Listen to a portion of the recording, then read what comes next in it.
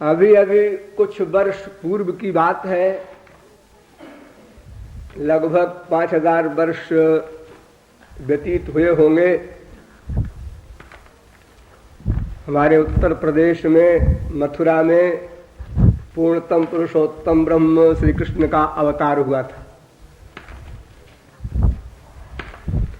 भगवान के अवतार के अनंत कारण होते हैं।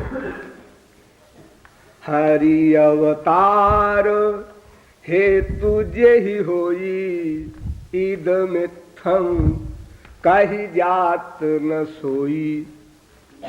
भगवान के अवतारों के कारणों की कोई भी ऐसी कसौटी नहीं है जिससे यह पता लगाया जा सके कि इस अवतार का यही कारण है। जितने महापुरुषों ने या मनीषियों ने अवतार के जो कारण बताए हैं वे भी ठीक है, किंतु यही कारण है यह कहना गलत है। यह भी कारण है यह कहना ठीक है। संसार में आप लोग एक काम के लिए प्रायः कहीं पर नहीं जाते, कई काम निपटा लेते हैं एक साथ। चलो भाई उधर इलाहाबाद का भी अपना काम हो जाएगा, सत्संग भी कर आएंगे, चलो भाई वो भी हो जाएगा, उधर वो भी हो जाएगा।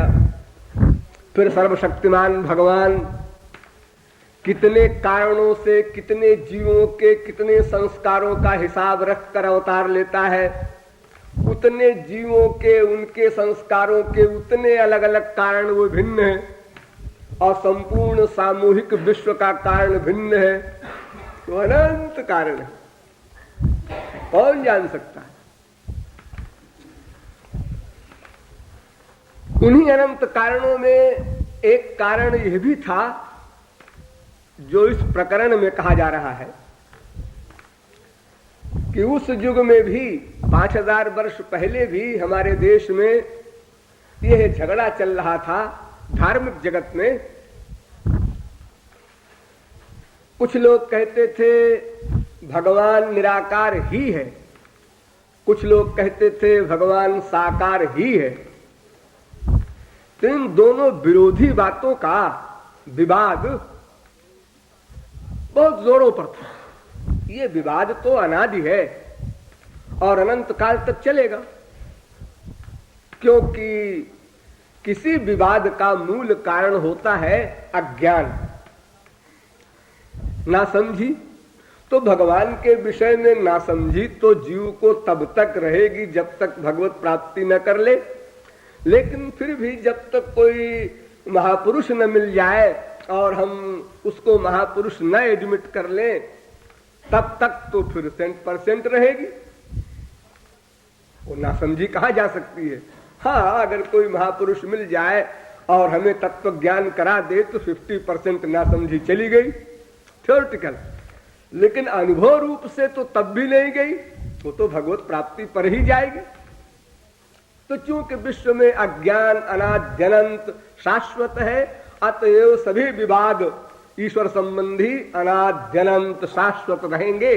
किंतु वे विवाद कभी कभी बड़ा भयानक रूप ले लेते हैं, कभी कभी दब जाते हैं, ऐसा होता है।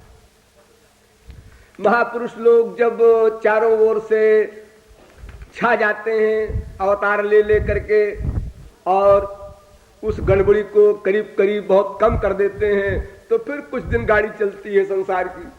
और जब 200, 400, 500 वर्ष, 1000 वर्ष बीत गए और फिर गड़बड़ी का भयानक रूप हो गया, तो फिर महापुरुष लोग आते हैं गोलोक से, तो फिर ठीक ठाक कर जाते हैं।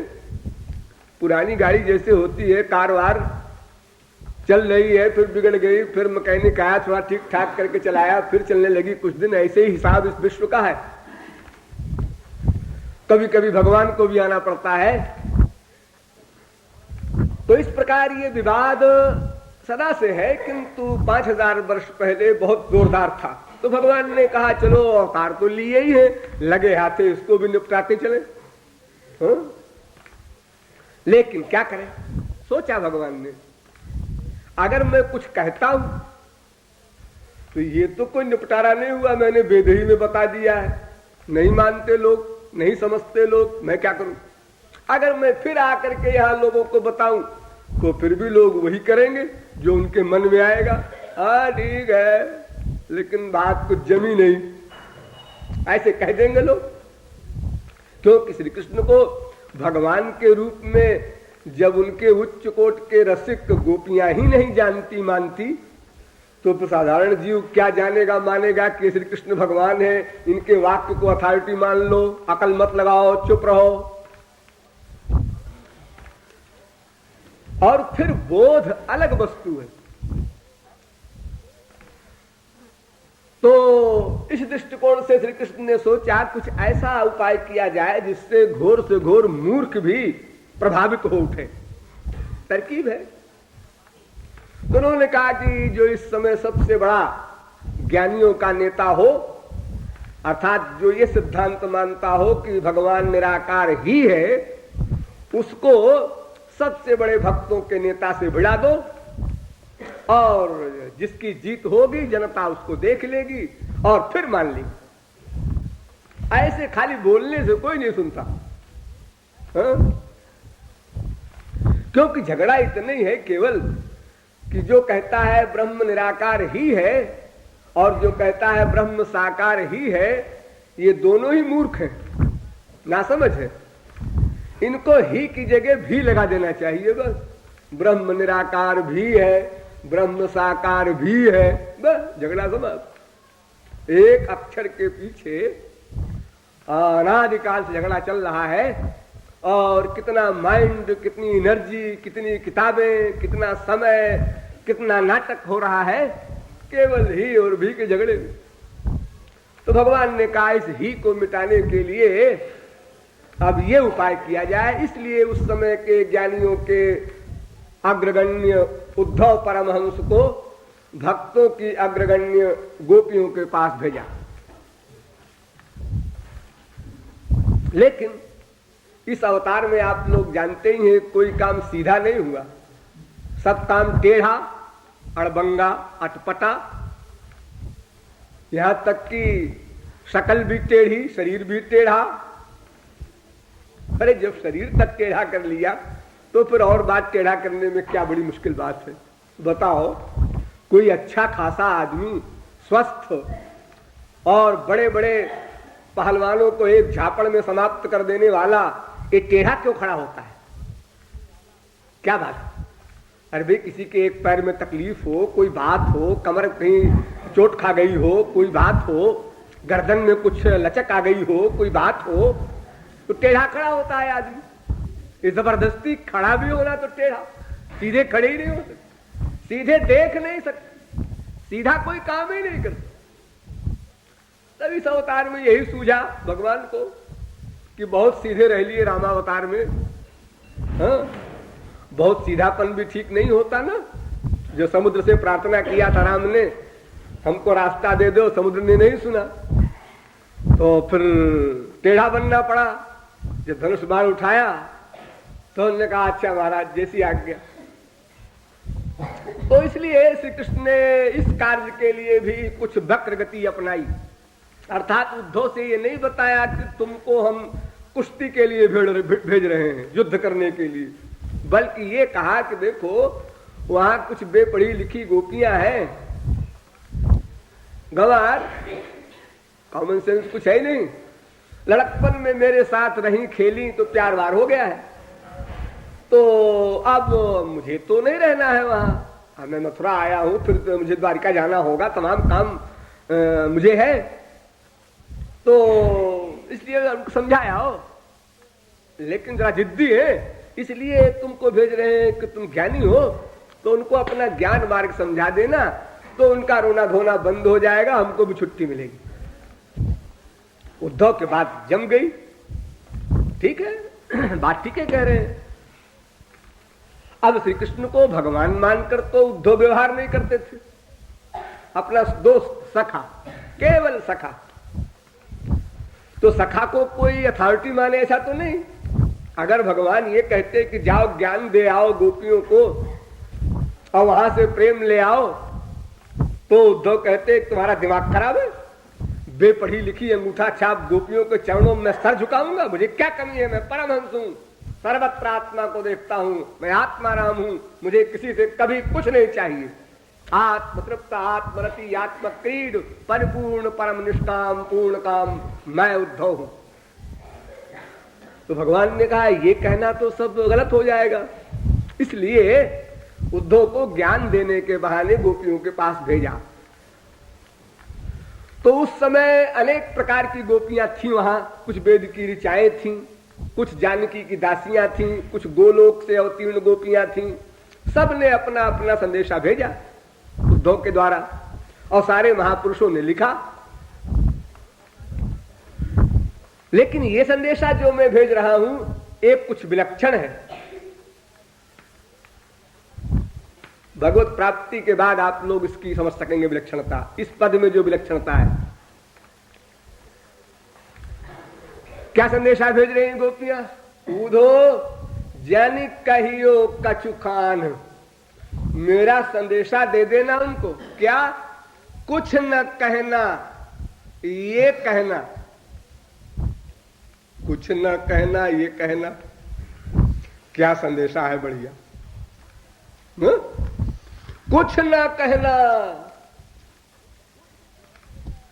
अरे कुछ मतलब, अरे कोई व्यक्ति अच्छाई बुराई कुछ तो बताएगा, यही कह देगा उनसे कोई हमारा संबंध नहीं, चलो यही बोल देंगे, या उनसे बहुत प्यार है जल्दी आओ, यही बोल देंगे, या उनकी हम शक्ल नहीं देखना चाहे तो दुश्मनी है, यही बोल देंगे। न प्यार न खार न न्यूट्रल,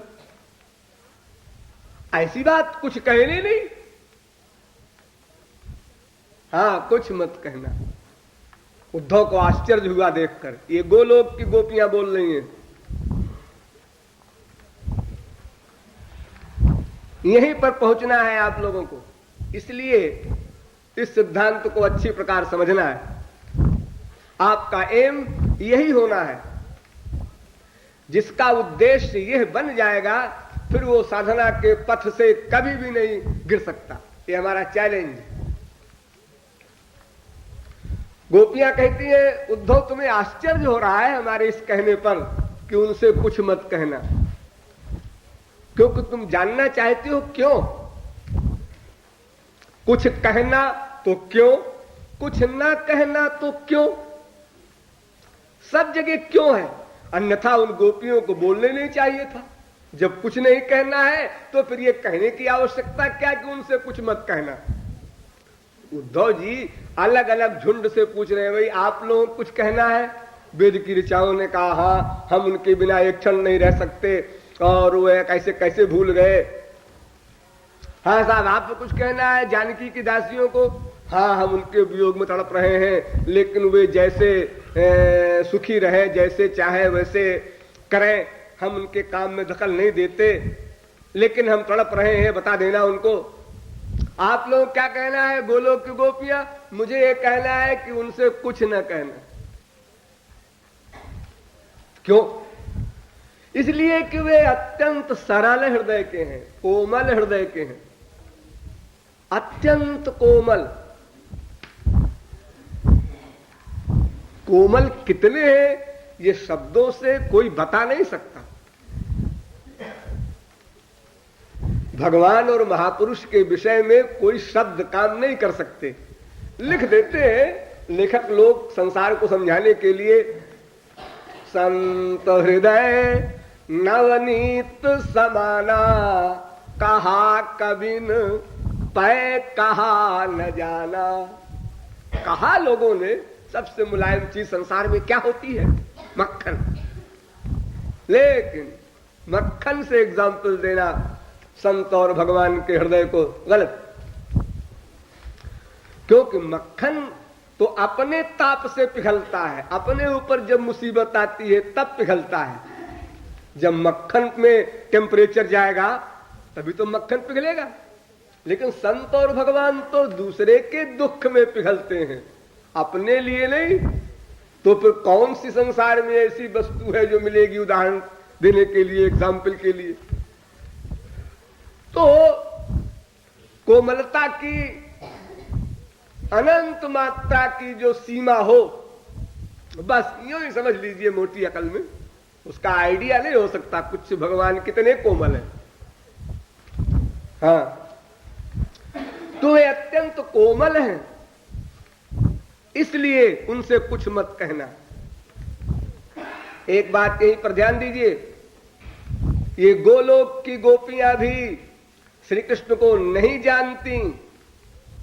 यानी जो मैंने उस दिन समझाया था, भूले न होंगे कि योग माया के द्वारा भगवान और महापुरुष ये दोनों ही अपना अपना ज्ञान खो बैठते हैं। प्रेमानंद में ज्ञान का लय हो जाता है, डिटेल में समझाया था एक दिन। तो ज्ञान का जब लय हो गया प्रेम में, तो भगवान को ये पता नहीं कि मैं भगवान हूं, और भक्त को भी ये पता नहीं कि मैं दास हूं, और उनकी जितनी भी ज्ञान शक्तियां हैं सब का लय हो गया। तो उस लय अवस्था में ये गोपियां कह रही हैं कि उनसे मत कहना, उनसे न कहना। अरे वो तो सर्वांतर्यामी है, वो तो गधों का भी नोट करते हैं। फिर तुम लोग तो शरणागत हो, शरणागत में भी महापुरुष, महापुरुषों में भी टॉप करने वाली, तुम ऐसा कह रही हो कि उनसे कुछ मत कहना। ये तो बहुत बड़ा अपराध है। यही अपराध तो जीव कर रहा है अनादिकाल से अपने गुरु और भगवान दोनों के प्रति। सुनो, हाँ, महाराज जी को न मालूम होने पाए। हाँ, हम दोनों प्राइवेट बात कर रहे हैं। चोरी सबसे बड़ा जुर्म, चोरी। क्योंकि एक चोरी अगर आपने की तो 1000 करेंगे, और 1000 करेंगे तो आप पूर्ण न्यूट्रल हो जाएंगे। भगवान और महापुरुष कभी आगे नहीं बढ़ सकते। लेकिन ये आदत है सब में, जितने यहां बैठे हैं।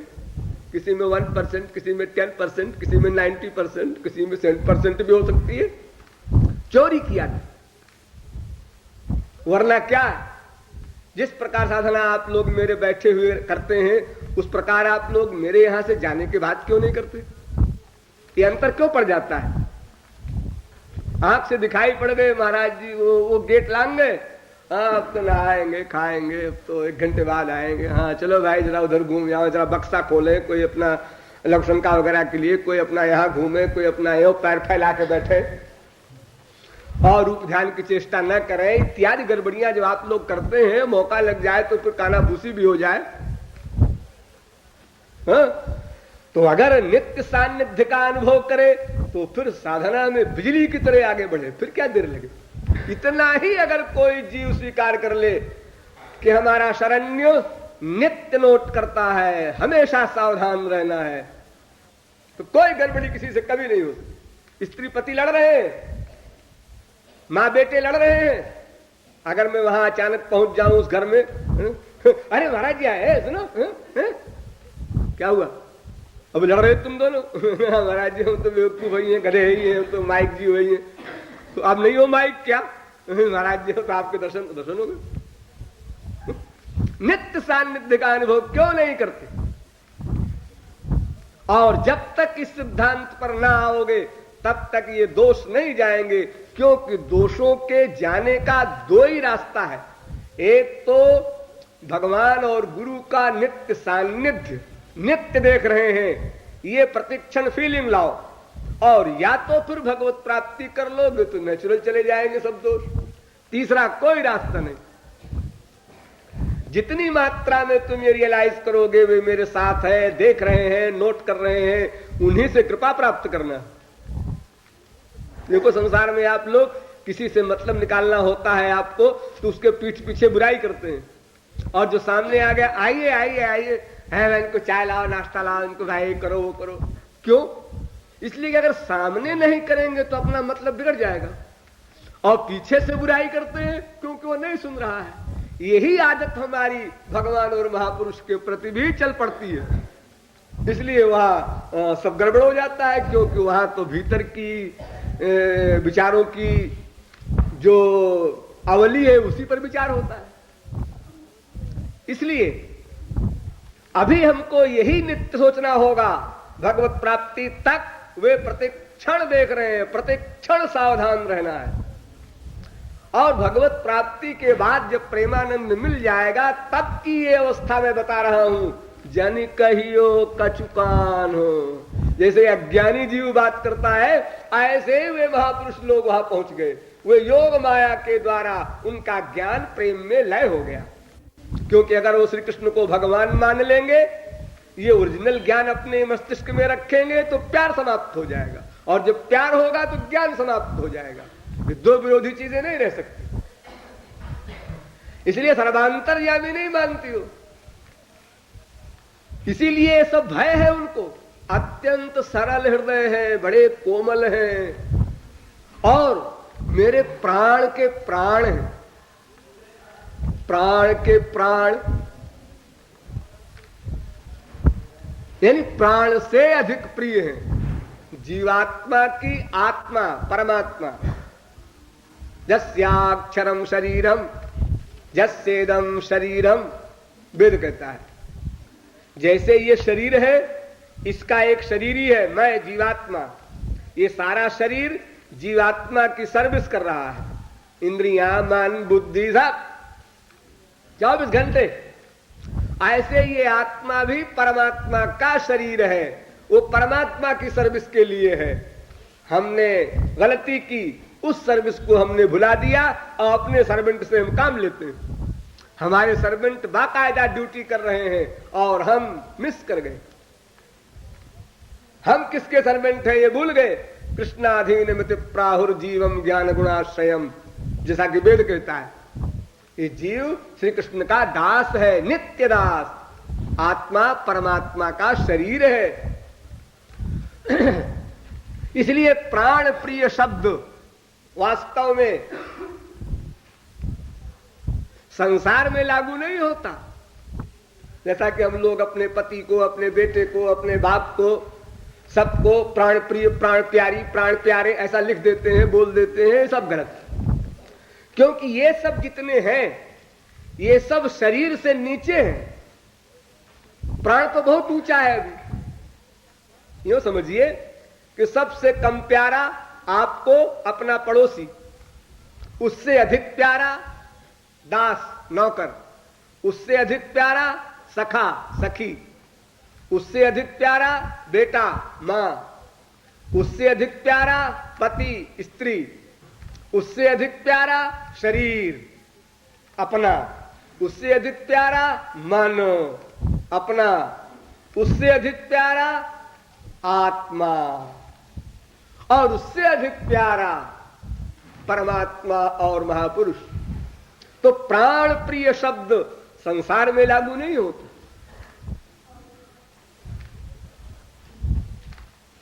प्रियतम शब्द संसार में लागू नहीं होता। प्रियतम शब्द केवल ईश्वरीय जगत में लागू होता है, लेकिन हम लोग संसार में उसको यूज करते हैं। भक्त का प्रियतम भगवान, भगवान का प्रियतम भक्त। ये सेवक ही प्रियतम है। प्रियतम माने सबसे प्यारा। सोई सेवक प्रियतम मम सोई, मम अनुशासन मानई जोई। भगवान कहते हैं सोई सेवक, वो मेरा सेवक वही, और प्रियतम मम सोई, और मेरा प्रियतम वही जो मेरी आज्ञा माने। तो गोपियां कहती हैं श्याम सुंदर हमारे प्राण से अधिक प्रिय है, लेकिन भगवान नहीं कहते। क्यों प्राण से अधिक प्रिय है ये पता नहीं, लेकिन प्राण से अधिक प्रिय है, बस इतना पता। तो प्राण से अधिक प्रिय क्योंकि है, तो हम उनके दास हुए। हाँ, तो उनको अगर कष्ट हुआ हमारे किसी व्यवहार से, तो फिर हमको धिक्कार, हम अपनी सर्विस से च्युत हो गए। हमारी सर्विस ही नहीं रही, हम दास ही कहलाने योग्य नहीं है। अगर हमारा मन कहे आंख सामने देखो और आंख कहे हम पीछे देखेंगे, तो ये आपके शरीर की गवर्नमेंट नहीं चल सकती। वो तो चाहे बेमनी से आंख को देखना पड़े देखेगी, वो मन का शासन नहीं काट सकती, उसकी हिम्मत नहीं आंख की। इसी प्रकार आपको भी अपने स्वामी की आज्ञा का पालन, उनकी खुशी का ध्यान, नेचुरल रहना चाहिए। अगर नेचुरल की अवस्था नहीं आई तो कम से कम प्रयत्न करो, प्रैक्टिस करो, वहां पहुंचना है तुम। तो गोपियां पहुंच चुकी हैं, इसलिए वे कहती हैं वे अति सरल हृदय दुख पाई हैं, उनको दुख मिलेगा, दुख मिलेगा। इसलिए उनसे कुछ मत कहना। ध्यान दीजिए, इन गोलोक की गोपियों का बस एक लक्ष्य है, एक लक्ष्य, एक वाक्य में, प्रियतम के सुख के लिए मेरा जीवन है। बस दूसरा कोई सबक न सुनना है, न पढ़ना है, न मानना है। इतना ही सबक आप लोगों को भी याद करना है। उनके लिए हमारा जीवन है, हमारे लिए हमारा जीवन नहीं। फिर हमसे जो नीचे है उनके लिए हमारा जीवन कहां? बस उनके लिए ही हमारा जीवन है, इतना सा ज्ञान। ये ज्ञान 24 घंटे लगातार तैल धारा व दविच्छिन्न बना रहे, बस वही शरणागत है। निरंतर बना रहे, निरंतर निरंतर। इस शब्द पर ध्यान दीजिए, निरंतर। क्योंकि ये भाव तो बनता है आपका 50% बने, 80% बने, निरंतर नहीं रहता। इसको निरंतर रखने का हमें अभ्यास करना है। साधना का मतलब ये बना रहे भाव। गोपियों का नेचुरल है, हमें बनाना है। तो गोपियां कहती हैं उनको दुख मिलेगा। दुख उनको मिला अगर हमारे किसी व्यवहार से, तो ये मुझे बर्दाश्त नहीं होगा। पहली बात तो ये कि हम उनके सुख के लिए हैं, और फिर दूसरी बात, अगर हम 3rd क्लास में आ जाएं, जो खराब नौकर होता है, तो कम से कम उनको दुख तो न मिले। खराब नौकर का ही लक्षण। अरे उनको सुख न दे सके तो कम से कम दुख तो न दे। हमारे किसी व्यवहार से उनको दुख मिले, ये तो बड़ी भयानक बात है। ये तो बगावत हो गई, ये शरणागति नहीं, ये सर्विस नहीं। तो या तो उनको सुख मिले, ये असली कैंकर्ज, ये दासता, और अगर सुख न दे सके तो कम से कम दुख तो न दे। 3rd क्लास में तो रहे।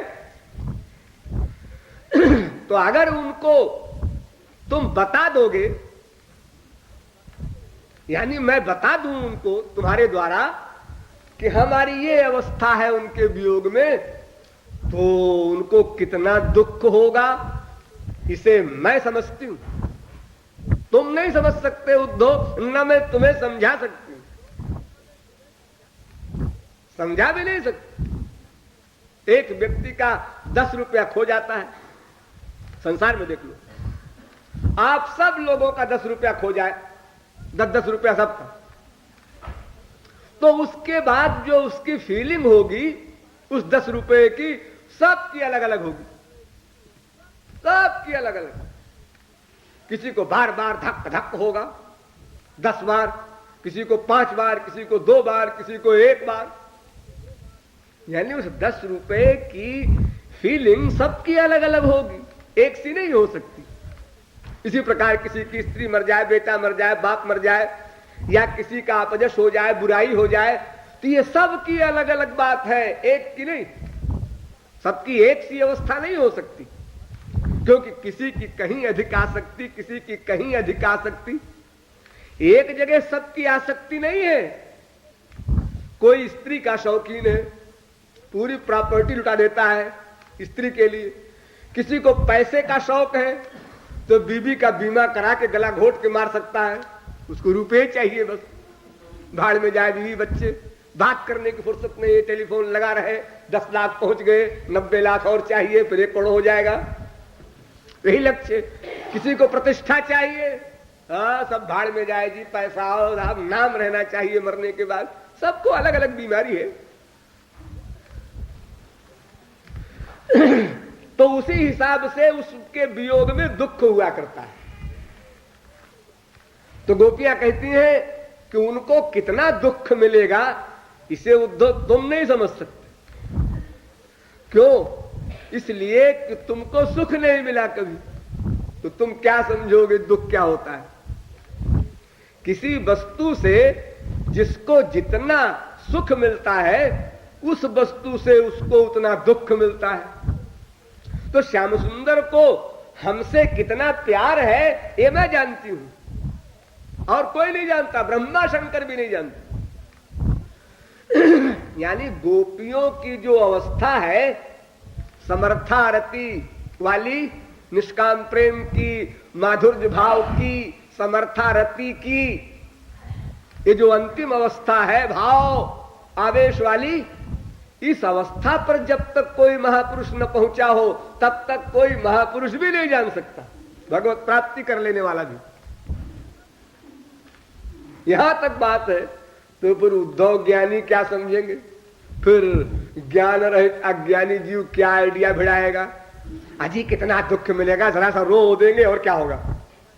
हम लोग संसार में सुनते हैं कोई बात ऐसी दुख की, तुम्हारा बेटा तुमको बहुत याद कर रहा था और कह रहा था कि मम्मी से कह देना कि मुझे बहुत याद आती है। हाँ मेरा बेटा, थोड़े आंसू बह गए, उसके बाद फिर आंसू खत्म हो गए, उसके बाद हंसने लगी, रसगुल्ला खाने लगी वो माँ, तो भूल भाल गया। अरे आप लोगों के देखो बीवी बच्चे पति मर जाते हैं तो पहले बड़े जोर से चिल्लाई रोई, दूसरे दिन रोना कम, तीसरे दिन और कम, फिर 1 महीने में नॉर्मल, फिर हंसना रोना गाना खाना सभी होता है। हा? जिस समय पति के मरने की न्यूज आई थी और जैसे वो गिरी थी, अगर साल भर बाद जाओ तो फिर कहीं कुछ दिखाई पड़ता है, मालूम पड़ता है। और अगर तुमने छेड़ दिया वो बात कभी, ओ पति बड़े अच्छे थे तुम्हारे, तो 1 आध आंसू निकल जाएगा 1 आध सेकंड के लिए, उसके बाद फिर अपना ठीक। लेकिन श्याम सुंदर तो प्राण के प्राण है और प्राणाधिक प्यार वे हमसे करते थे, प्रैक्टिकल, और अब भी करते हैं। तो प्राणाधिक प्यार जो करेगा तो वो उसके दुख को देखकर प्राणाधिक कष्ट पाएगा, यानी प्राण निकल जाएगा, इतना कष्ट मिलेगा। ऐसा वियोग है। ये ठाकुर जी का वियोग गोपियों के प्रति, गोपियों का वियोग ठाकुर जी के प्रति जो है, उस वियोग का जो टेम्परेचर है अथवा उनके आनंद का जो सुख है, यह केवल उसी क्लास का महापुरुष समझ सकता है, लिख नहीं सकता, बता नहीं सकता, क्योंकि कोई शब्द ही नहीं। राधिका जी ने कहा था एक बार, और वस्तो मात कटुरपि कथम दुर्बले नो रसा में ताप प्रौढ़ो हरि विरह जस सह्यते तन्न जाने निष्क्रांता चेत भवति हृदयाद्यस्य धूमच्छट। आग कितनी होगी जिसके धुएं और फिर धुएं का आभास। आप मटेरियल आग का इस्तेमाल करते हैं, आग छूते हैं, हाँ जल गए, ऐसा करते हैं ना। लेकिन अगर आप कहे कोई धुआं छू लो आग का, लो धुआं छू, धुआं में क्या है, लो छू लेते हैं। टेम्परेचर है धुआं में, हाँ है तो, लेकिन इतना माइनर है, कुछ तो कोई खास बात नहीं। और धुएं के ऊपर एक परछाई पड़ती है, उस परछाई को छुइए, आभास कहते हैं उसको। अरे उसमें क्या, उसको तो चाहे लेटे रहो 24 घंटे। तो देखो आग के टेम्परेचर से कितना कम टेम्परेचर उस धुएं में, और धुएं से भी कितनी कम ऊष्मा आभास में। लेकिन फिर भी आभास में भी टेम्परेचर है, बहुत थोड़ा है लेकिन है। तो किशोरी जी के हृदय में जो श्याम सुंदर के वियोग की आग है, उसके बारे में तो कुछ बोला नहीं जाएगा। उस आग का जो धुआं है उसके बारे में भी कुछ बोला नहीं जाएगा। उस धुएं का जो आभास है उसके बारे में हम कह सकते हैं कि अगर वो हृदय से बाहर निकल जाए तो अनंत कोटि ब्रह्मांड तत्काल भस्म हो जाए, ऐसा वो वियोग का टेम्परेचर है। लेकिन वो स्वयं नहीं भस्म होती, उनका ये शरीर नहीं भस्म होता इतने टेम्परेचर में, हाँ वो नहीं होता। वो योग माया के द्वारा स्थित है। इसलिए अगर योग माया की शक्ति को हटा दे तो शरीर तो क्या, अनंत ब्रह्मांड जब आभास से भस्म हो सकता है तो अग्नि से कौन कहे। महापुरुष और भगवान उस वियोग के दुख को, उस ताप को कंट्रोल किए रहते हैं, और उसी प्रकार आनंद को भी कंट्रोल किए रहते हैं। अगर वो आनंद योग माया के द्वारा न मिले, ऐसे ही दे दिया जाए तो किसी के शरीर के किसी हड्डी के एक टुकड़े न मिले, चूर चूर हो जाए, बिखर जाए, भस्म हो जाए, ढह जाए, इतना आनंद। अरे संसार में किसी भिखमंगे को 10-20 लाख करोड़ मिल जाता है अचानक, तो उसका हार्ट फेल हो जाता है खुशी के मारे। कहीं किसी बहुत गरीब की लॉटरी खुल जाती है तो उसकी हालत खराब हो जाती है। तो अनंत आनंद किसी जीव को बिना योग माया की शक्ति दिए दे दी जाए तो उस खुशी को कैसे बर्दाश्त करेगा? क्योंकि मन तो आपका बहुत ही छोटी शक्ति वाला है, सुख दुख दोनों को बर्दाश्त करने की बहुत कम ताकत है। आपके मन में, अंतःकरण में जो शक्ति है वो बहुत थोड़ी सी है। स्त्री पति बाप बेटे आदि के मिलन में ही कभी कभी आपका मन मूर्छित हो जाता है, बेहोश हो जाता है। बहुत प्यार है माँ का बेटे से, और बहुत दिनों बाद मिला, आशा नहीं थी माँ को कि मेरा बेटा तो खो गया, मर गया, मिला और उसको चिपटाया इतने प्यार में कि हाथ से छूट गया बेटा, वो भी बेहोश हो गया। तो स्त्री पति बाप बेटे आदि के प्यार में ही कभी कभी ऐसी अवस्था का आपको आभास मिला होगा जहां मन बुद्धि का वर्क बंद सा हो रहा है, वो शून्य सी अवस्था हो रही है। देखो इतना कम शक्तिमान है मन कि ये फिजिकल एक्टिंग वाले आनंद को ही बर्दाश्त नहीं कर पाता बेचारा। तो स्पिरिचुअल हैप्पीनेस को, वो अनलिमिटेड अनंत मात्रा के दिव्यानंद को कैसे कोई महापुरुष अपने हृदय में, अपने शरीर में बर्दाश्त कर सकेगा? फट जाएगा शरीर और हड्डी के चूरे चूरे नहीं मिलेंगे उसके। अगर किसी जीव को ईश्वरीय सुख दे दिया जाए, डायरेक्ट, अधिकारी ना हो, तो दुख और आनंद अर्थात संयोग का सुख अथवा वियोग का दुख, ये दोनों ही एक लिमिट में जब होता है, एक मात्रा में जब होता है, तब कोई बर्दाश्त कर लेता है। उस मात्रा से बाहर गया बस उसका मन मूर्छित हो जाएगा और हार्ट फेल भी हो सकता है। संसारी आनंद और संसारी दुख में यह हाल है। तब फिर ईश्वरीय आनंद और ईश्वरीय वियोग में क्या गति होगी? फिर ईश्वरीय आनंद में भी अनेक क्लासेज है। उसमें जो अंतिम क्लास है गोपियों का, समर्थारती वाला, उन गोपियों को जो सुख मिला है वो प्यार से मिला है। तो जितनी मात्रा का प्यार गोपियां करती हैं उतनी मात्रा का प्यार श्याम सुंदर करते हैं। तो जितनी मात्रा का सुख गोपियों को श्याम सुंदर से मिलता है उतनी ही मात्रा का सुख श्याम सुंदर को गोपियों के आलिंगन में मिलता है। ध्यान दीजिए, आलिंगन दोनों कर रहे हैं, लेकिन दोनों जीवात्मा परमात्मा के आलिंगन में आनंद जो मिलेगा वो जीवात्मा के आनंद के बराबर परमात्मा को मिलेगा। आलिंगन की क्रिया एक सी है। आओ हनुमान जी तुमको भी चिपटा ले, आओ भरत जी तुमको भी चिपटा ले, आओ जानकी जी तुमको भी चिपटा ले, लेकिन वो चिपटाने की क्रिया एक होते हुए भी आनंद की मात्रा भिन्न भिन्न है। शांत भाव वाले में कम आनंद, दास्य भाव वाले में और आनंद, सख्य भाव वाले में और वात्सल्य में और माधुर्य में और फिर माधुर्य में भी निष्काम समर्थारति वाले में और सब में अंतर होगा। तो गोपियों को ये पता है कि श्याम सुंदर कितना प्यार करते हैं हमसे, इसलिए उनको कितना सुख मिलता है हमसे, इसलिए उनको हमारे दुख में उतना ही बड़ा दुख होगा। तो दुख की अंतिम सीमा ध्यान दीजिए, अनंत मात्रा का दुख मिलेगा और हृदय की कोमलता अनंत मात्रा की। इधर भी टॉप कर रहे हैं, उधर भी टॉप। हृदय की कोमलता भी अनंत मात्रा की और वो वियोग का दुख भी अनंत मात्रा का, दोनों असह्य हो जाएगा। इसलिए मैं कह रही हूं उद्धव, उनसे कुछ मत कहना।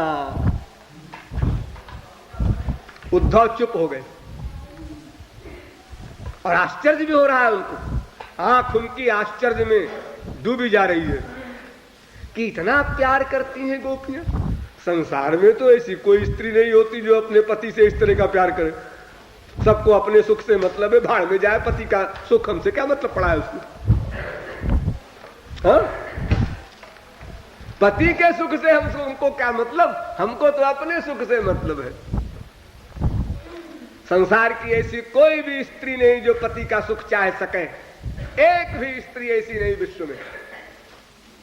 अगर उसका पति किसी स्त्री के गले में हाथ डाल करके एक्टिंग में ही अपनी स्त्री के सामने खड़ा हो जाए तो उसकी स्त्री यह देखकर खुश नहीं होती और नाराज नहीं होती, ऐसा भी नहीं, दुखी होती है। तो इसका मतलब क्या? इसका मतलब ये कि अपना सुख चाहती है, पति भाड़ में जाए। ये नेचर का नियम है, ये कोई आश्चर्य नहीं है, कोई नई घटना नहीं है। इसी प्रकार पति भी अपने ही सुख चाहता है, सब जगह एक ही कानून है। लेकिन यहां उल्टा है। देखो, संसार में कोई प्रेयसी ये नहीं चाहती कि मेरा प्रियतम किसी और से प्यार करे। एक नियम है, हर प्रेयसी का पहला पॉइंट प्यार में यही है, वो कहीं और तो नहीं प्यार करते, और प्यार करते हैं ये अफवाह भी सुनने को मिली कि मन अबाउट टर्न, ये प्यार क्या जल्दी है, एक जन्म में का धरा है। लेकिन और जीवों से प्यार करो। ठीक उल्टा है संसारी प्यार का, ठीक उल्टा। ये भी धीरे धीरे समझते समझते अभ्यास करते करते बनेगा। अभी ये भी नहीं बना है आप लोगों का, कुछ परसेंट बना है, बहुत खुशी है हमको, बहुत काफी बन रहा है कुछ लोगों का, लेकिन बना नहीं अभी पूरा पूरा। हाँ? अगर मैं एक ही व्यक्ति से बात करूं, आप लोगों में से एक ही की ओर देखूं आप लोगों में से, तो बाकी लोग ये इसी की तरफ लगातार देखते रहते हैं। हाँ हाँ, हमको क्यों देखेंगे, बीमारी शुरू हो जाती है आप लोगों तो आप लोगों ने नोट किया होगा, अब मैं सबको देखता हूं, एक पर एक होता। मैं भी चालाक हूं, आप लोग कितनी मेरी आंख को देखेंगे कुछ नहीं समझ सकते, चाहे 100 करोड़ कल्प मेरी आंख को आप लोग देखते रहें, धोखा खाएंगे, परेशान होंगे, अनावश्यक एनर्जी वेस्ट करेंगे अपनी। और फिर मैं कैसे किसको देख रहा हूं ये भला आप क्या समझेंगे? लेकिन मैं देखता सबको और सबके देखने को भी देखता हूं। हाँ, मेन पॉइंट तो वो है। अरे धंधा है अपना अपना, हमारा ही धंधा है। तो इस प्रकार श्याम सुंदर को दुख न मिले यदि मैं सुख न दे सकूं, ये मेरा सिद्धांत है। तो गोपियां कहती हैं इसलिए मैं कह रहा हूं उद्धव को उनसे कुछ मत कहना। उद्धव चुप हो गए, आश्चर्य में पड़े हुए। उद्धव ने कहा लेकिन अरे मैं मान लो कुछ न कहूंगा तो भगवान पूछेंगे भाई, श्री कृष्ण पूछेंगे भाई क्या कहा? अगर डॉक्टर किसी का ऑपरेशन कर रहा हो या किसी सीरियस मरीज को देख रहा हो और उसके प्रियजन बाहर खड़े हो और डॉक्टर बाहर आवे और लोग उससे पूछे डॉक्टर साहब क्या हाल है, और डॉक्टर चुप हो जाए तो लोग क्या समझेंगे? गया। और डाउट होगा और खतरा हो गया। तो अगर मैं कुछ न कहूंगा वो पूछेंगे भाई क्या बात है, क्या हाल है गोपियों का बताओ, और हम चुप है, बोलते क्यों नहीं, क्या बात है? तो चट उनको आइडिया हो जाएगा कि मालूम पड़ता है सब जमुना में कूद के मर गए। तो ये एक नया कांड खड़ा हो जाएगा। तो उद्धव ने कहा मैं यही इनसे पूछ लूं, नहीं तो वहां क्या दोबारा पूछने आऊंगा मैं? वहां तो सब कांड खड़ा हो जाएगा। ये तो बड़ा अजीब अजीब हाल इन लोगों का है, मैं तो ऐसा नहीं समझता था, मैं तो धोखे में आ गया इनके पास।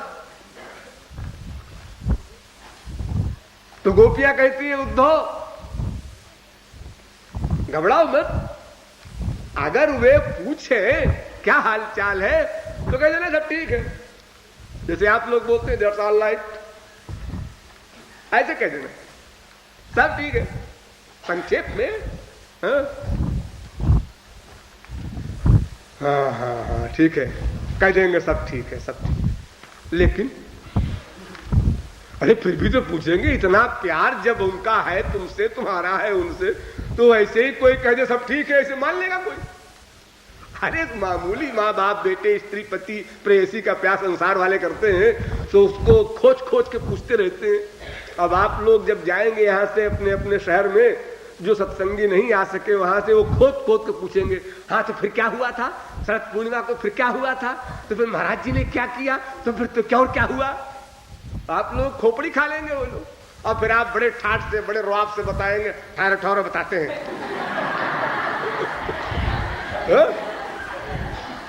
क्योंकि वो बेचारे नहीं आ सके ना, उस रस को नहीं पा सके, तो कम से कम सुन ही लेंगे वो। तो ठाकुर जी मान जाएंगे केवल इतना कह रहे हैं सब ठीक है, ये बात तो कुछ जमती नहीं। हाँ हाँ ऐसा है उद्धव कि अगर वो और कुछ बारीक बात पूछे तो कहते ना नहीं और कुछ नहीं कहा, सब ठीक है और सब प्रसन्न है।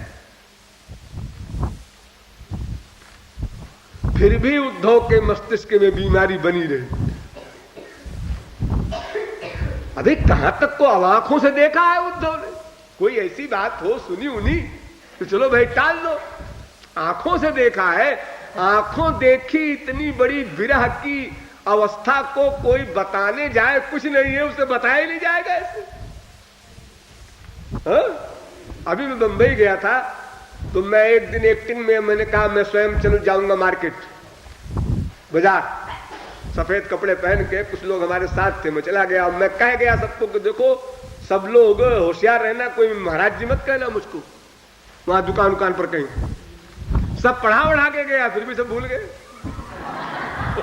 बैठे हैं यहाँ लोग, जो लोग वहां थे कहने वाले, आदत पड़ जाती है, जल्दी नहीं छूटती है, अभ्यास पड़ जाता है ना। तो इतना बड़ा कांड जिसको सामने देखने को मिला हो वो ऐसी एक्टिंग कर ले, नहीं ठीक है कोई बात नहीं है, उससे किया ही नहीं जाएगा।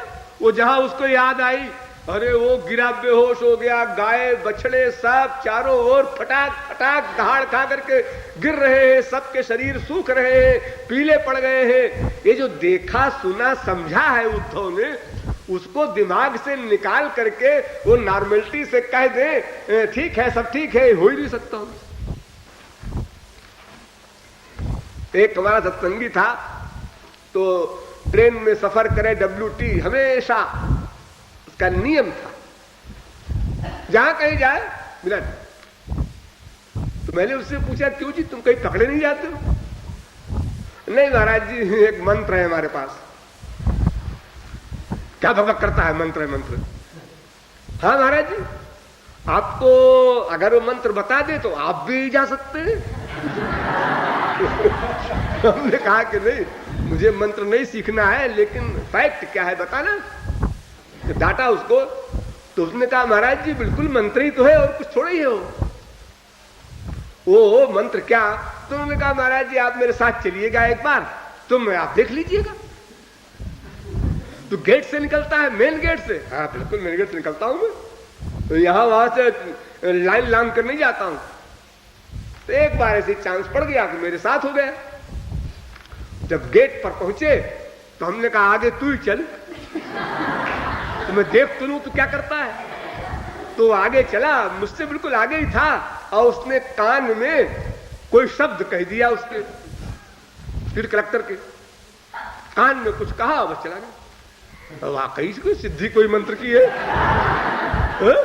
तो मैंने आगे जा करके, जब मैं टैक्सी में बैठा, उस समय मैं ट्रेन से सफर किया करता था, तो मैंने कहा क्यों रे तूने क्या कहा? महाराज जी मैंने तो आपसे कहा था कोई मंत्र है। फिर गधेपन की बात कर रहा है।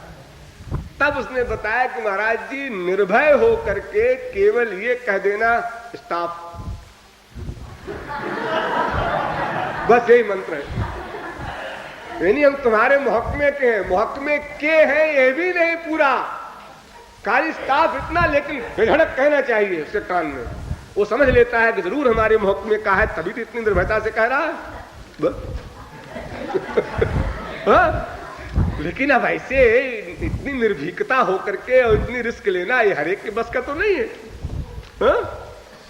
तो और इतने बड़े कांड को जो आंख से देखे, इतने बड़े विरह की स्थिति को देखे, वो उद्धव इस प्रकार नेचुरलिटी में कह दे कि हाँ सब ठीक है, ये कैसे हो सकता है? तो उद्धव ने कहा मुझसे कहा कैसे जाएगा, इन्होंने तो कह दिया बड़ा आसान है, लेकिन मैं कैसे कह सकूंगा, और फिर मेरे ऊपर विश्वास चला जाएगा। श्री कृष्ण का ऐसा बड़ा गड़बड़ है, मैं कहां फंस गया आकर के मुसीबत में। हाँ? इतने में कृपालु पहुंच गए। वही कृपालु ने कहा उद्धव क्या बात है, तुम तो ज्ञानी हो, और ज्ञानी के दिमाग में कोई उलझन पैदा हो, आश्चर्य है। अरे ज्ञानी माने सब उलझन समाप्त हो जाए, उसका नाम ज्ञानी। छिद्यन्ते सर्व संशयाः, सारे संशय उलझने जिसकी समाप्त हो जाए, उसका नाम ज्ञानी। उद्धव ने बताया ये से परिस्थिति है, मैं क्या करूं क्या कहूं। तो कृपालु ने कहा अच्छा सुनो, एक गोपियां जितनी बातें कह रही हैं, तुम इतनी बात शायद याद भी न रखो, भूल भाल जाओ, कहीं नर्वस हो जाओ। एक्टिंग करने में हर बात देखनी पड़ती है ना, क्योंकि फैक्ट कुछ है, तुम्हें कहना कुछ है। तो एक्टिंग करने में अगर जरा भी कोई घबराया तो फिर एक्टिंग नहीं कर सकता, बिगड़ जाएगी बात उसकी। तो देखो हम एक वाक्य में तुमको बताते हैं, बस तुम उतना याद रखना, इतनी सारी बातें जो गोपियां कह रही हैं तुमसे, ये सब भूल भी जाओ तो एक वाक्य तो याद रहेगा तुमको। हाँ एक वाक्य याद रहेगा। तो देखो तुम ऐसा कह देना, क्या मतलब कुछ मत कहना, तो तुम भी तो वही कह रहे हो कुछ मत कहना, ऐसा कह देना। हाँ हाँ लेकिन देखो ऐसा है, अच्छा जाओ तुम चाहे जो कुछ कहो, तुमको छूट देते हैं उद्धव। उद्धव ने कहा आप तो ठीक है, हम चाहे जो कुछ कहें। हाँ ये सनेशा बढ़िया है, ये तो कहती है ये न कहना वो न कहना है, बड़ी मुसीबत है। तो कृपालु कहता है मैं सनेशा तुमको भेज रहा हूं, ऐसा कह दो और कोई गोपी एतराज नहीं कर सकती, तुम्हारे जो मन में आवे कहो। तो गोपियों ने घूरा कृपालु की ओर, क्यों जी तुम कौन होते बोलने वाले हमारे बीच में, जो मन में आए तो कहना आके बोलने लगे। अरे सुन तो लो। हाँ उद्धव तुम्हारे जो मन में आए सो तुम कहो, जैसा वाक्य रचना चाहो, जैसा प्रकरण बोलना चाहो, जो दृश्य देखा है कहना चाहो, सब बोलो, तुम्हें छूट दे रहे हैं गोपियों की ओर से। लेकिन एक शर्त है कि श्याम सुंदर मुस्कुराते रहें। एक पाबंदी है तुम्हारी हर हरकत पर, तुम्हारे किसी वाक्य से उनकी मुस्कान में अंतर ना आवे, तुम्हारे किसी एक्शन से। क्योंकि अगर कोई वाक्य बोले दूसरा और फेस का एक्शन हो दूसरा तो भी पकड़ जाएगा, तो फेस को भी बनाना पड़ेगा वैसे ही। वाक्य चाहे जो बोलो, लेकिन फेस रीडिंग मेन होती है संसार में। अगर कोई व्यक्ति भयंकर बात भी कहता है और उसका कहने का ढंग और फेस की बातें और तरह की होती है, तो लोग कहते हैं बेवकूफ बना रहा है। अरे मैं सब समझता हूं, ठीक है ठीक है ठीक है। अरे जैसे मान लो किसी का बाप मर गया हो और वो कहे अरे सुनो जी आज हमारे पिताजी मर गए और हमारे वो बेटे को भी टाइफाइड हो गया। पिताजी मर गए, बेटे को टाइफाइड हो गया और हंस रहे हैं, बेवकूफ बना रहे। ऐसा नहीं हो सकता। तो उद्धव तुम चाहे जैसी एक्टिंग करना, चाहे जैसे बोलना, चाहे जो कुछ करना, लेकिन एक शर्त है हमारी कि श्याम सुंदर के मुख की मुस्कान न जाने पाए। ऐसा कोई व्यवहार न इंद्रियों से, न वाक्यों से, न इन राइटिंग किसी प्रकार न होने पाए तुमसे कि श्याम सुंदर सीरियस हो जाए, ये भी न होने पाए।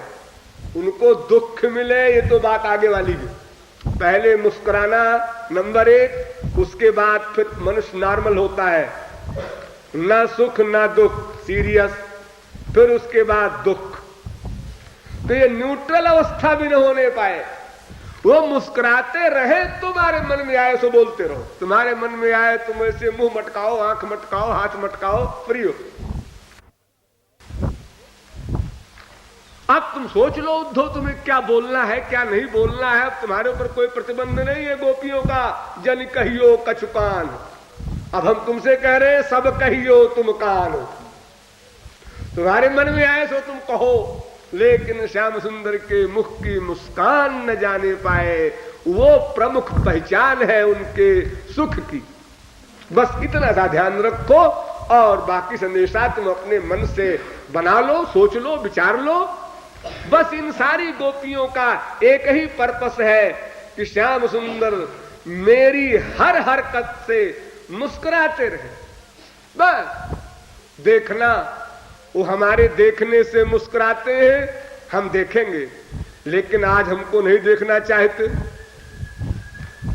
हम नहीं देखेंगे उनकी। हम दुख सह लेंगे, लेकिन उनको दुखी नहीं होने देंगे। हम तो हर क्षण उनको मुस्कुराते देखना चाहते हैं। बस इतना सा हमारा एम है। इसी एम को उद्धव सामने रखे रहना, और बस बाकी तुम किसी इंद्रिय से कोई वर्क करो, कुछ भी कहो, कुछ भी एक्शन करो, इससे हमसे कोई मतलब नहीं। जब उद्धव ने ये बात सुनी तब उनकी समझ में आया प्रेम का राज्य ये तो ज्ञानियों से बहुत आगे है। हम तो समझते थे हम अंतिम क्लास पर पहुंच गए। अब समझ में आया कि जहां ज्ञान समाप्त हो जाता है वहां से प्रेम प्रारंभ होता है। कर्म समाप्त हुआ तो ज्ञान आया, ज्ञान समाप्त हुआ तो प्रेम आया। बस उद्धव ने उन्हीं गोपियों के समक्ष सरेंडर कर दिया, शरणागत हो गए और गुरु रूप से वर्ण किया। गोपियों ने प्रेम दीक्षा दी और उद्धव लौट कर गए प्रेमानंद में विभोर होकर। भगवान का भी संकल्प पूरा हो गया। अरे भगवान को संदेशा क्या लेना देना था, उनको तो उद्धव का उद्धार करना था, प्लस समस्त विश्व को ये बताना था कि ब्रह्म निराकार भी है, साकार भी है। ये उनका पर्पस हल हो गया। और जब उद्धव लौटकर भगवान के पास गए तब उन्होंने भगवान से ये वर मांगा, आसामहो चरण रेणुजुषाम हंस्याम वृंदावने किमपि गुल्मलतौषधीनाम यादुस्त्यजं स्वजनमार्ज पथं च हित्वा भेजुर्मुकुंद पदवीं श्रुतिभिर्गमृग्याम।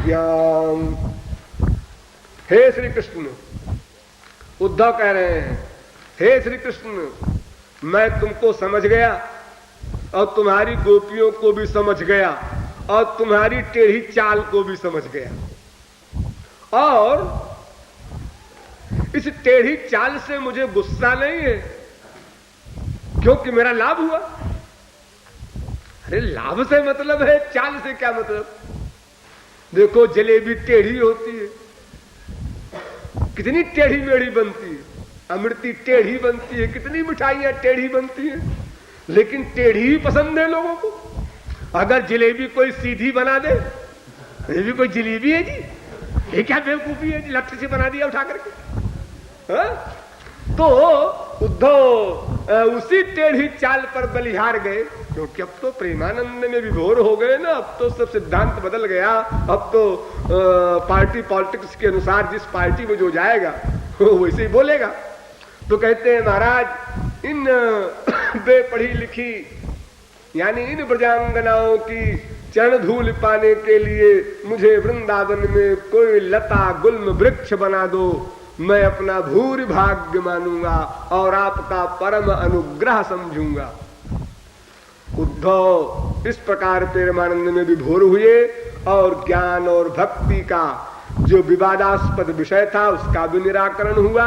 भगवान ने एक तीर से कई शिकार खेले, ये आशय है इस पद में। बोलिए वृंदावन बिहारी लाल की।